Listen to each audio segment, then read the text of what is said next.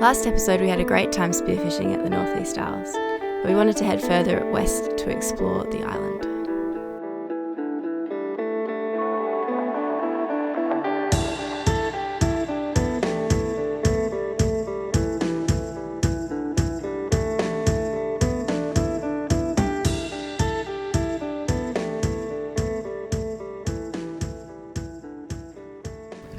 Well, it's been a very long time since it's been anywhere remotely safe to put in our swim ladder and just jump in over the side. So this is going to be great.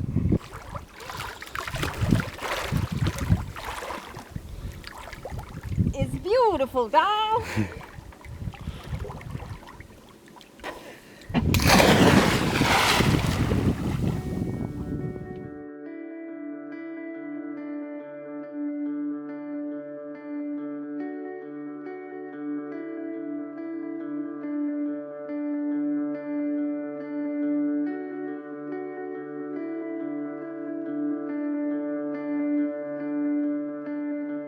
Yeah, she's not too bad.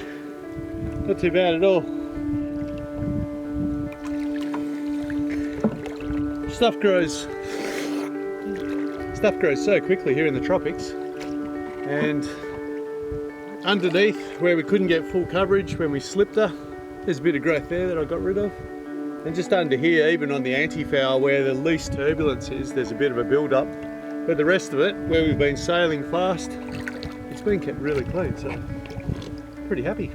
Pretty happy with the performance of that anti-foul.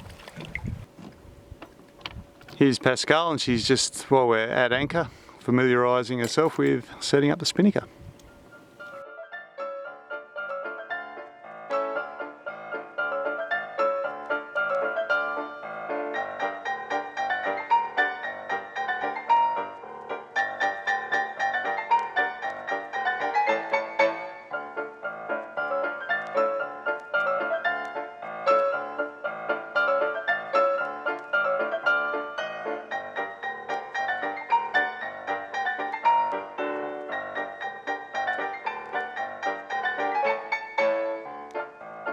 I'd never been on the foredeck to deploy the spinnaker, so this was my opportunity to give it a crack.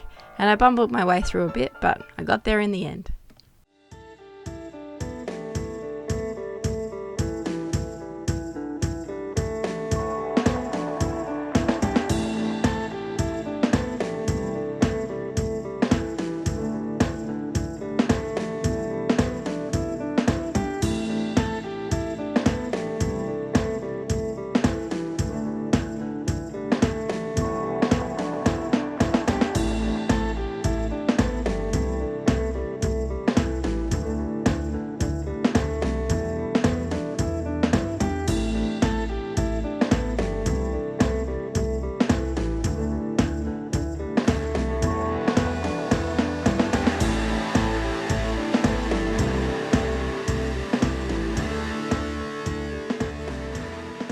Now you saw that in Gove we'd found ourselves a cyclone shelter, but that was over a day's sail away and it still weighed on our mind. So as we headed west, we wanted to check out an alternative.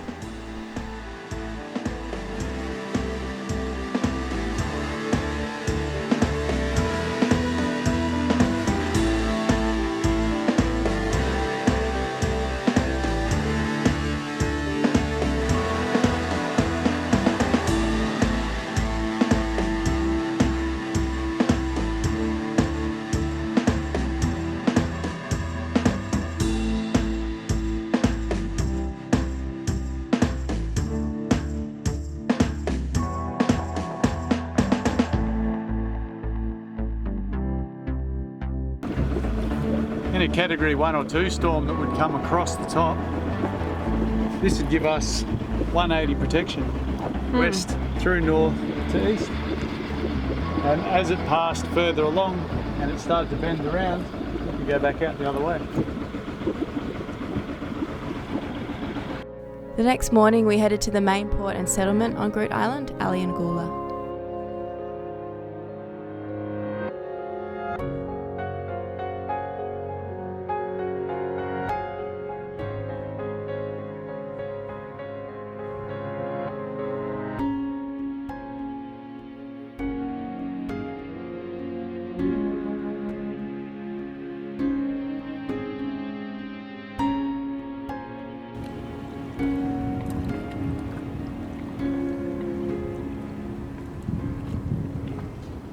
cheapest fuel in Australia.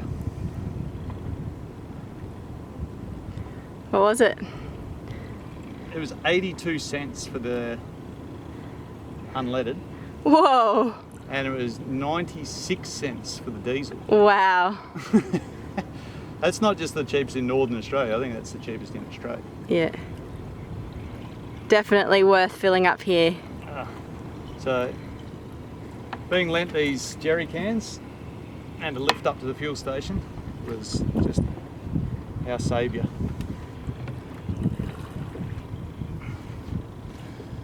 Right. Oh, there goes the bloody deck key.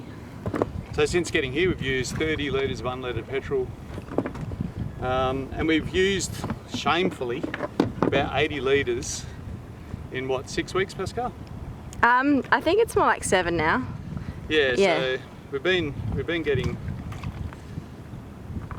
using quite a bit of fuel, sadly, instead of sailing. Instead of one whole year using 60 litres like I did in the trade wind belt of Queensland, over here we've used almost 100 litres in 6 weeks. There's just no wind. Yeah. So if you're going to sail this part of Australia in the wet season, be prepared for no wind at all. Well, here we are in civilization, so we're going to go fishing the civilized way. Fly fishing. Yesterday we fueled up the boat, went and got all that cheap diesel and cheap ULP, and when I was coming back through I saw a lot of golden trevally, just small, about this big, feeding along the pylons of the wharf there. So we're going to try and catch them. Maybe a clouser, or just some other bastardised version of a deceiver here that I've just tied with deer hair. We'll see how that goes.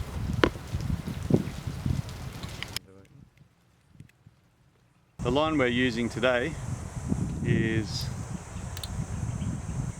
25-pound platinum, the old platypus, made in Australia. 25 pounds, so that's 0.43 of a millimetre in diameter. Alright, I'll just throw it on with the ever reliable uni knot. If I can see. You don't have your glasses on, do you? I don't have my glasses on. That's probably why it's good to learn to tie knots by feel. Looks like we're armed and dangerous.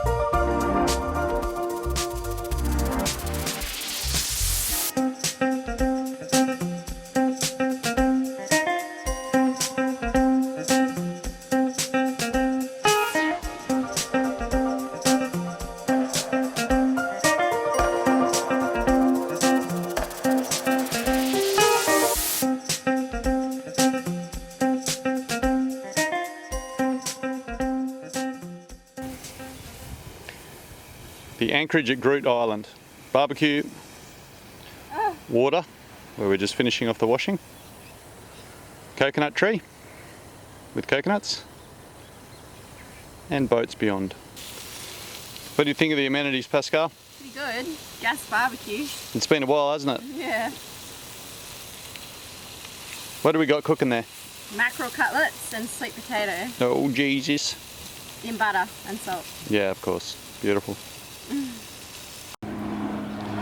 So we got some conveniently cut steps in this coconut. And there's two just up there, and we're going to send Pascal up to get those. She is ready. Drum roll, here she comes.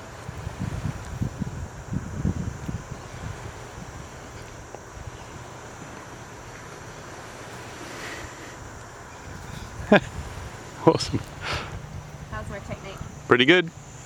You're getting up there. Must be working.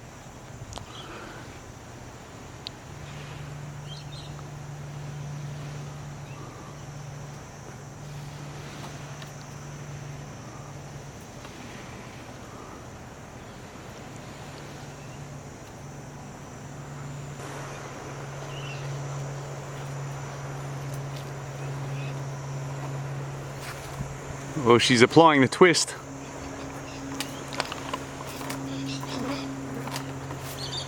Oh, nice. On the south. Yeah.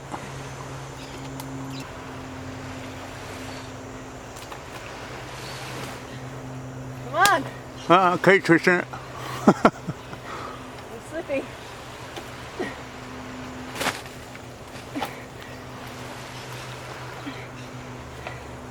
Ooh, that was some high drama then. Ah.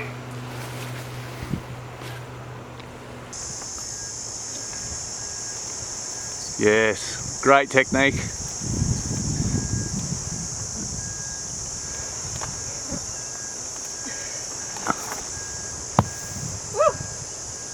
done.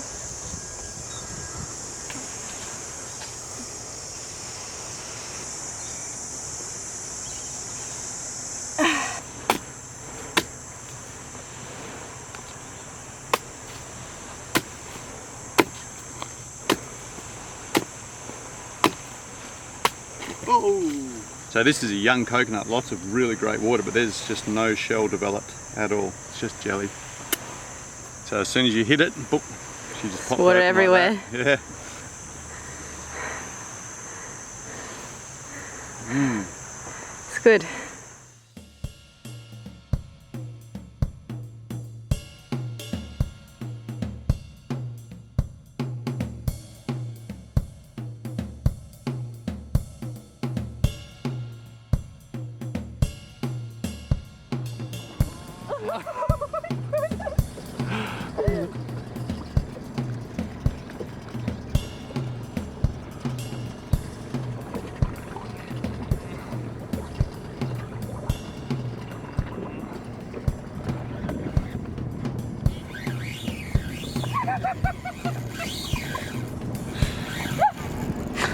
And Queenie's going so hard.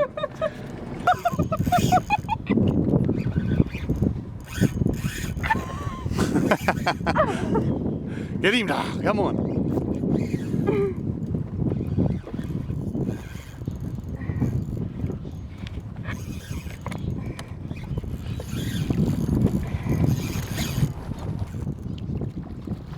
Oh, that's a solid fish. Oh, good Queenie. Oh, look at his friend. GT hanging around with him. Oh, it's a GT. Yeah, that's a big queenfish to have. That is a big queenie. Well, that's a hell of a queenie you got there, Pascal. It's a bigger queenfish. I think it's the biggest queen I've ever got. They're going off in front of me actually. Put him down, I'll sort it out. Oh, look, there's splashes over there.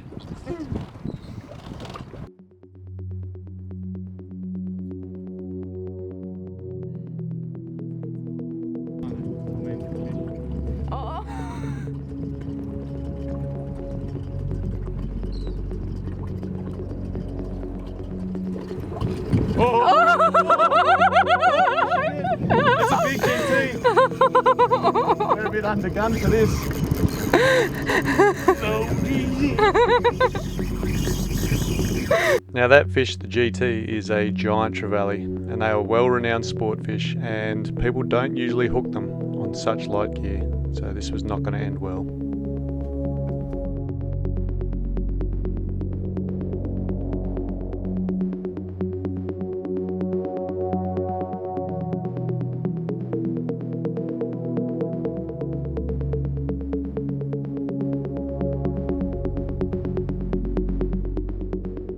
Through the fight, you could see this fish had one purpose, and that was to get to those pylons covered in barnacles.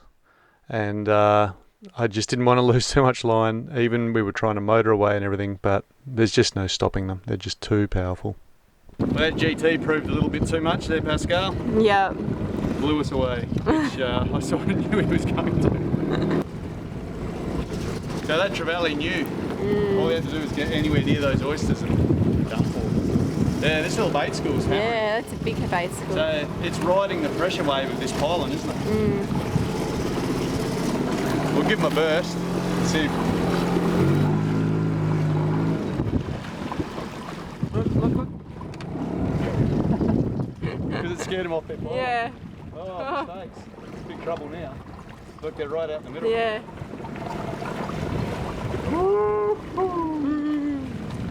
Oh, you can see them all shimmering on the top.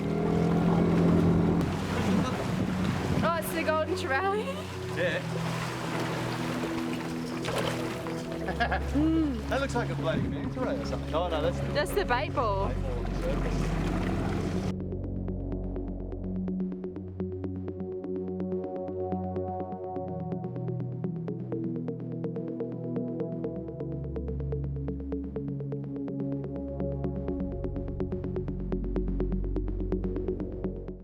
So we'd had a bit of fun inshore, but we could see birds working out wide and we knew that there was tuna there. Now the ship was being loaded and you really need to stay clear of that or you're going to end up in big trouble. So we went out and we got into a fight.